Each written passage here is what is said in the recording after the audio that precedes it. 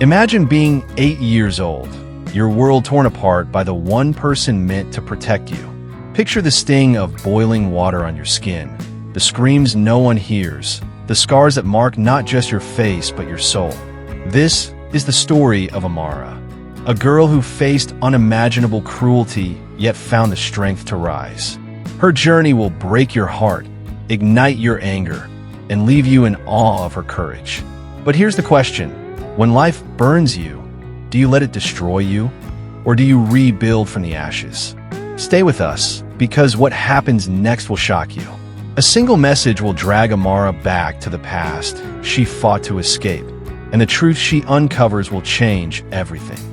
In the sleepy village of Akwalu, where yam fields stretched like green oceans and palm trees swayed under a relentless sun, lived Amara, a girl with eyes like polished onyx and a laugh that could brighten the gloomiest day. She was 8 when her world crumbled. Her mother, Ezin, a woman with a voice like a lullaby, died giving birth to Amara's brother, Chitty. The village mourned, their wails echoing through the mud-walled compounds, but no one grieved more than Amara. She clung to her mother's shawl, inhaling its faint scent of palm oil and love, as if it could bring her back. Her father, Obinna, was a bricklayer, his hands rough as the stones he stacked, his heart heavy with loss. He stood tall but broken, his eyes red from sleepless nights. One evening, as fireflies danced in the twilight, he knelt before Amara, his calloused hands gripping hers. "My jewel," he said, voice cracking, "I can't raise you and Chitty alone. Your mother's sister, Lillian, in Benin, she'll care for you like her own. It's just for a while." Amara's small chest tightened. "Papa, don't leave me," she whispered, tears spilling. But Obinna's gaze drifted to the horizon, where the city promised work and survival. He kissed her forehead, handed her a small bag with her mother's photo and a faded dress, and left with baby Chitty cradled in his arms. The journey to Benin was a blur: dusty roads, a rickety bus, the hum of strangers' voices. When Amara arrived at Lillian's concrete house, with its peeling blue paint and iron gate, she hoped for warmth. Instead, she found a prison. Aunt Lillian was a towering woman with sharp cheekbones and eyes that glinted like knives. Her husband had fled with a younger woman years ago, leaving her with 2 children: Stanley, a lanky boy of 12, and Gift, a smug 10-year-old with braided hair adorned with beads. They lived like princes in a kingdom of privilege. Private school uniforms starched crisp, plates heaped with rice and stew, laughter filling the air. Amara, though, was the outcast. Her bed was a threadbare mat beside the kitchen's smoky stove, where cockroaches skittered at night. Her clothes were Gift's cast-offs, torn and faded. Her meals? Crumbs from the table, eaten only after Lillian's children had their fill. "You think you're a princess?" Lillian would hiss, her voice venomous. "You're nothing but a burden in my house." She'd fling soapy water at Amara's face or snap a broomstick across her back for forgetting to scrub a pot. Amara's days were a cycle of chores: fetching water from a distant borehole, washing dishes until her fingers pruned, cooking meals she'd never taste, cleaning toilets until her knees ached. Yet, no matter how hard she worked, Lillian's hand found her cheek, leaving bruises that matched the ones on her heart. At night, Amara lay on her mat, the kitchen's heat stifling, and whispered to her mother's photo. "Mama, why did you leave me? Am I bad?" Tears soaked the mat, her small voice breaking. She traced her mother's face in the photo, memorizing every curve, clinging to the only love she'd known. But love couldn't shield her from Lillian's wrath, or the scars that began to mark her body. Burns from splashing oil, welts from Lillian's heavy rings, a jagged scar on her arm from a careless shove against a rusty nail. Amara learned to hide her pain, but her eyes told a story no one bothered to read. Can you feel Amara's loneliness? A child, abandoned by her father, tormented by the family meant to protect her. Her heart held onto a flicker of hope, but could it survive the darkness closing in? Keep watching. Her story is about to take a devastating turn. School was Amara's only escape, a crumbling building with chipped desks and chalk-dusted air. She sat at the back, her faded uniform a stark contrast to her classmates' crisp ones. Her head stayed low, hiding the bruises on her arms and the fear in her eyes. Children whispered, "Why is she so quiet?" Some mocked her patched dress. Others avoided her like she carried a curse. But one person saw her, Mrs. Ngozi, her teacher, a woman with kind eyes and a voice like a warm embrace. "Amara," Mrs. Ngozi said one day, holding up her math test marked with a bright red A. "You're a star. Your mind is sharp. Your heart is strong. Don't let anyone dim your light." Amara wanted to believe her, but the words felt hollow. How could she be a star when her body bore the map of her suffering? A burn scar on her forearm from a cooking mishap, a welt on her back from Lillian's broom, a bruise on her cheek that throbbed with every heartbeat. At home, Stanley and Gift mocked her. "Ugly girl," Gift would sneer, tossing her braids. Stanley once threw a stone at her, laughing when it grazed her shoulder. Amara swallowed her tears, her silence her only shield. One Saturday morning, the air thick with the scent of burning charcoal, Amara's world shattered again. She was sweeping the compound, her small hands gripping the broom, when she forgot to check the pot of rice on the fire. The smell of charred grains hit her like a warning. Too late. Lillian stormed into the kitchen, her eyes blazing like coals. "You useless girl," she roared. "You want to waste my food? Do you know how much rice costs in the market?" Amara's voice trembled, her knees buckling. "Auntie, I'm sorry. I was sweeping, I forgot." Before she could finish, Lillian grabbed a kettle of boiling water, just lifted from the gas stove. Time froze. Amara's eyes widened, her heart pounding as the scalding liquid arced toward her. The water hit her face, her neck, her chest, a searing agony that ripped a scream from her throat. It wasn't just pain. It was the sound of her innocence burning away. She collapsed, clawing at the air, sobbing, "Mama! Mama!" Her skin blistered, her left eye swelled shut, her world dissolved into fire. Stanley and Gift stood in the doorway, their faces pale, their eyes wide with fear. Lillian dropped the kettle with a clang, her voice cold as stone. "Now you'll learn not to waste my food, foolish girl." Neighbors rushed in, drawn by Amara's screams. "Jesus!" a woman cried, covering her mouth. They carried Amara to a nearby clinic, her small body limp, her cries echoing in the dusty street. Amara's screams haunted the neighbors, but would anyone dare challenge Lillian? Her lies were already forming, and the truth was slipping away. Would Amara survive this? "Don't move. This gets darker." The clinic smelled of antiseptic and despair. Nurses gasped when they saw Amara, her face a swollen, blistered nightmare. "Who did this?" one whispered, her voice trembling. "This isn't an accident. This is wickedness." Amara's left eye was sealed shut, her skin peeling like charred yam. Eating was agony. Even sipping water felt like swallowing fire. She shivered at loud voices, her body trembling as if expecting another blow. At night, she cried in her sleep, her dreams filled with kettles and Lillian's cold eyes. The police came, their boots heavy on the clinic's tiled floor. Amara, bandaged and weak, whispered her truth. Auntie poured the water. But Lillian was a pillar in her church, her voice smooth as honey. She was playing in the kitchen. She lied, tears streaming down her face. I warned her to be careful. God knows I love that child like my own. The neighbors murmured, unconvinced, but there was no proof, no witnesses brave enough to speak. The case died quietly, like a candle snuffed out. Something else was born, Amara's silence. She stopped speaking, her voice locked away with her trust. Her eyes, once bright, grew distant, as if she'd retreated to a place no one could reach. Lillian, perhaps fearing exposure or guilt, sent Amara back to Akwalu to live with her grandmother, Mama Ifeoma. The village was a stark contrast to Benin's chaos, quiet, with red earth paths and the hum of crickets. But Amara's scars screamed louder than ever. Children pointed, whispering, "See her face." Adults averted their eyes, their pity a heavier burden than their stares. Mama Ifeoma, with her gray hair and stooped back, sighed and prayed over Amara. but her prayers felt like whispers against a storm. At night, Amara sat behind Mama Ifeoma's hut, the stars her only companions.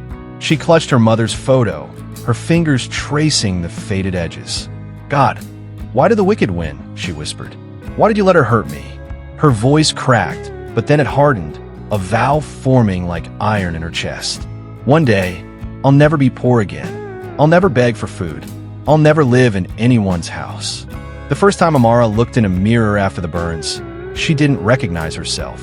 Her once smooth skin was twisted, angry, patched with scars. Her left eye drooped, her cheek looked like cracked earth. "Is this me?" she whispered, her fingers trembling. No one answered, but in that moment, a seed of defiance took root, a refusal to let her scars define her. Amara was broken, silenced, scarred, but a promise burned inside her. Could a child so young keep such a vow? Or would her pain swallow her whole? Stay with me, the next moment will shock you. 3 weeks later, as the sky burned orange and the air carried the sweet scent of roasted corn, a shadow appeared behind Mama Ifeoma's hut. "Amara," a voice croaked, raw with emotion. Amara froze, her heart pounding. It was Obinna, her father. But he was a ghost of the man she remembered. His face was gaunt, his eyes sunken, his hair streaked with gray. He wore a faded shirt, his shoulders hunched as if carrying a mountain of regret. "I heard what happened," he said, his voice breaking. "I came as soon as I could." Amara's eyes were cold, her voice flat. "Why now? You left me with her." Obinna dropped to his knees, dust clinging to his trousers. "I thought Lillian would care for you. I was struggling, Amara. Chitty was a baby. I had no money. I thought I was doing right by you." "You never checked," she said, her voice ablaze. "You left me to suffer." Silence stretched between them, heavy as the humid air. Crickets chirped, the only sound daring to break the tension. Obinna's hands trembled as he reached for her. "I failed you, my jewel. I know that now. But please, let me try again. Come with me to the city." Amara stared at him, her heart a battlefield. Anger screamed for her to turn away, but a small, aching part of her longed for her father's love. She thought of Mama Ifeoma's quiet sighs, the village's staring eyes, the weight of staying in a place that felt like a grave. "I'll go," she said finally, not because she forgave him, but because something inside her whispered, "You can't stay here forever." The journey to Benin was silent, Amara clutching her small bag, her mother's photo pressed against her chest. As the bus rattled along, she wondered if she was trading one prison for another. Amara was leaving the village, but was she stepping into freedom or another trap? What waited in the city? And could she trust her father's promises? "You're not ready for what's coming." Benin was a beast, streets choked with hawkers, horns blaring, the air thick with diesel and sweat. Amara, now 9, lived in a one-room apartment with Obinna and 6-year-old Chitty, a boy with a gap-toothed smile and fearless hugs. He didn't flinch at her scars, wrapping his small arms around her as if she were whole. His laughter was a rare light in her dark world, but it couldn't erase the city's harshness. Obinna worked long hours, his bricklaying barely keeping them afloat. To help, Amara sold sachet water after school, balancing a heavy basin on her head as she navigated crowded junctions. "Pure water. Cold water," she called, her voice soft but steady. People stared, some with pity, others with cruelty. "See her face," a woman whispered. "She looks like a witch," a man sneered. "Maybe she's cursed." Amara kept her eyes down, her steps measured, her vow burning brighter with every insult. "I'll never be poor. I'll never beg." One sweltering afternoon, outside the gates of Benin Nursing College, a woman in a crisp blazer and pearl earrings bought water from her. "What's your name?" she asked, her voice kind but commanding. "Amara," she mumbled, avoiding her gaze. The woman, Dr. Ife, tilted her head, studying Amara's scars. "What happened to your face?" Amara hesitated, her throat tight. Then, barely above a whisper, "My aunt poured boiling water on me." Dr. Ife's eyes darkened, not with pity, but with resolve. She reached in her purse and handed Amara a card. "I'm Dr. Ife," with the Hope Rising Foundation for Abused Girls. Come to this address tomorrow. Bring your school reports. Amara clutched the card, her heart racing. Was this a trick? A glimmer of hope? She didn't know, but she felt something shift. A door cracking open in her sealed-off world.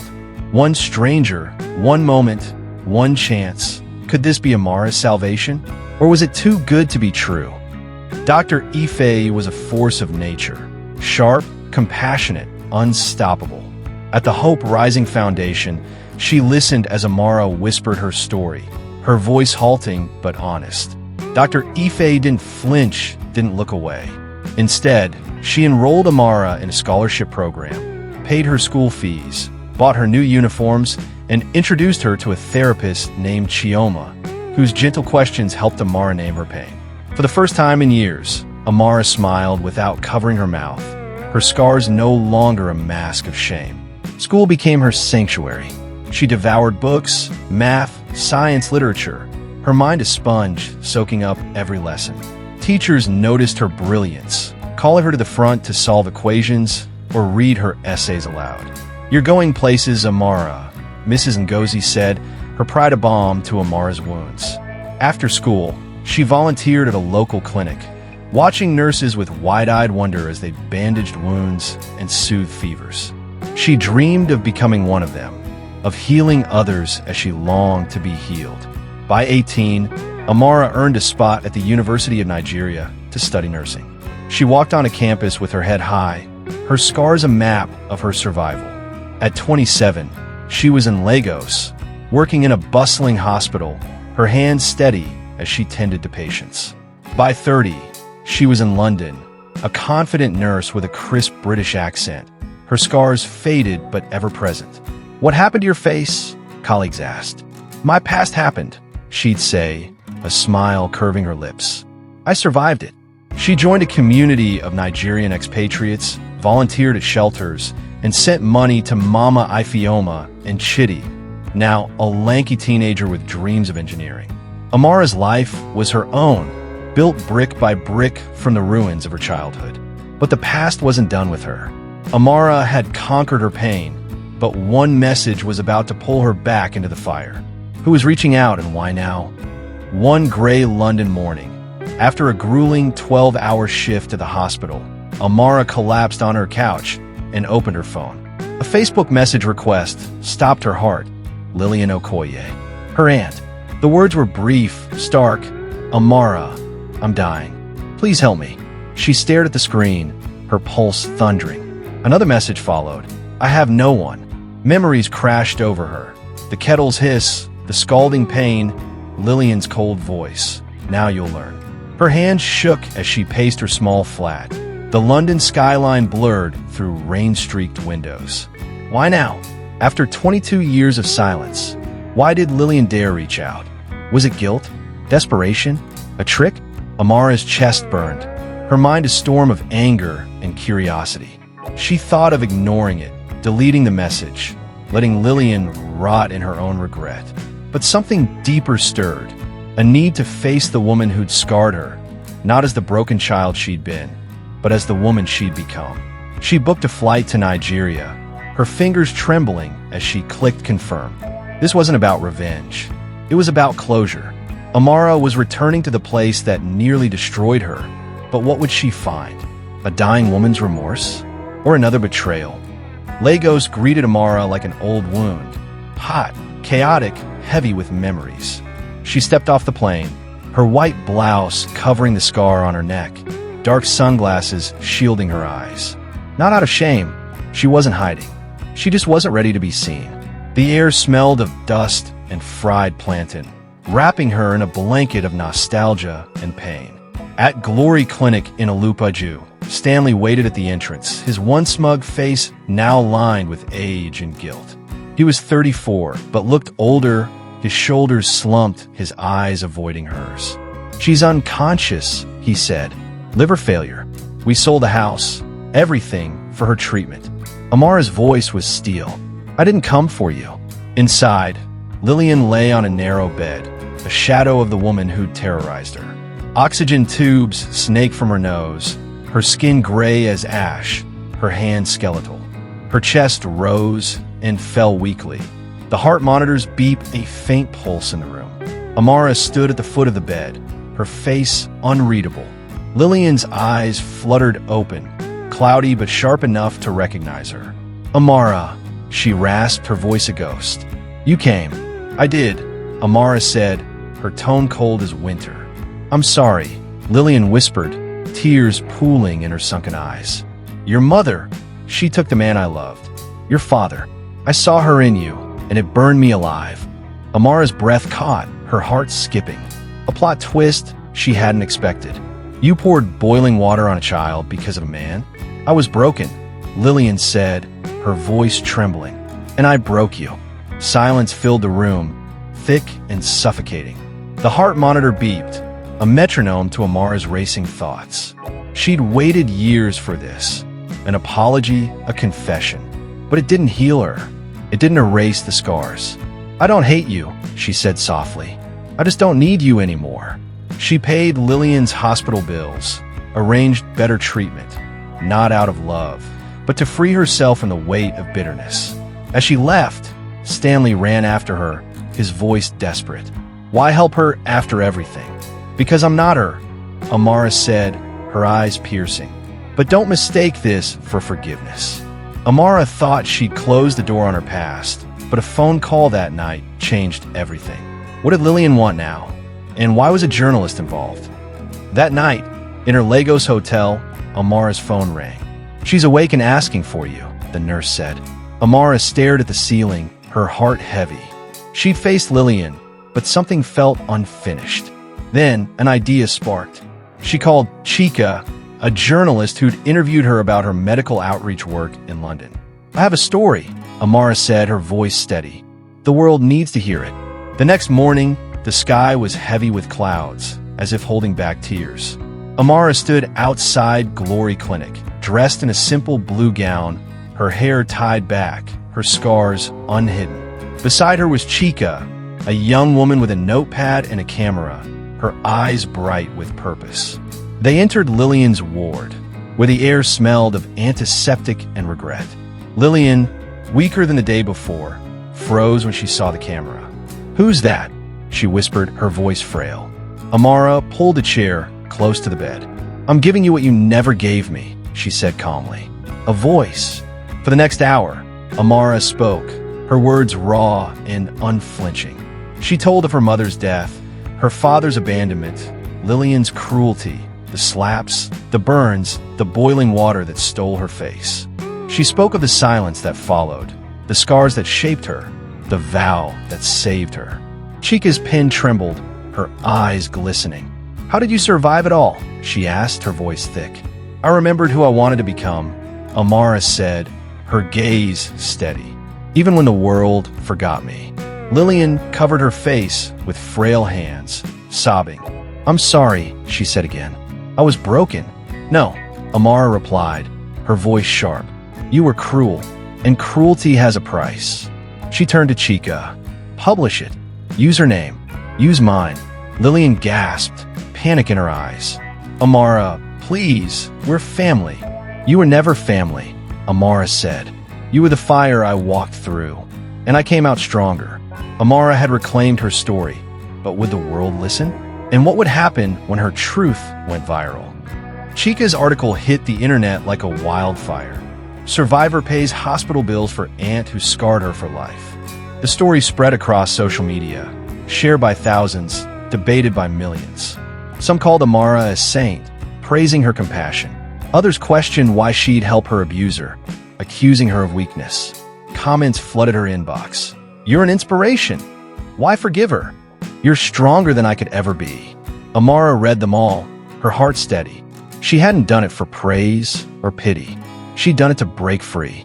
Back in London, she returned to her hospital job, her quiet flat, her community service.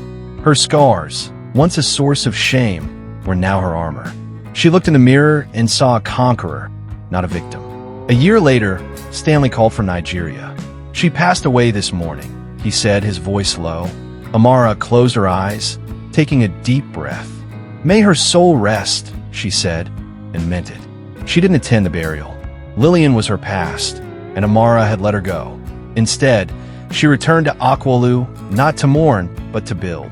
She launched The Haven, a center for abused girls and abandoned children.